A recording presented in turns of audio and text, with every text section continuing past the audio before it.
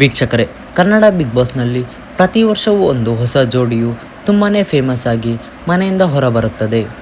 ಅದೇ ರೀತಿಯಲ್ಲಿ ಈ ವರ್ಷ ಫೇಮಸ್ ಹಾಗೂ ಈ ವರ್ಷದ ಜೋಡಿ ಎಂದೇ ಫೇಮಸ್ ಆದಂತಹ ಜೋಡಿ ಗಿಲ್ಲಿ ನಟ ಹಾಗೂ ಕಾವ್ಯ ಅವರು.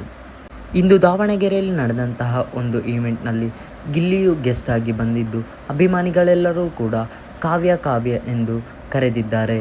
ಗಿಲ್ಲಿಯವರು ಈ ಒಂದು ವಿಚಾರವಾಗಿ ಯಾವ ರೀತಿಯಾಗಿ ರಿಯಾಕ್ಟ್ ಮಾಡಿದ್ದಾರೆಂದು ಈ ಒಂದು ವಿಡಿಯೋದಲ್ಲಿ ನೀವು ನೋಡಬಹುದಾಗಿದೆ.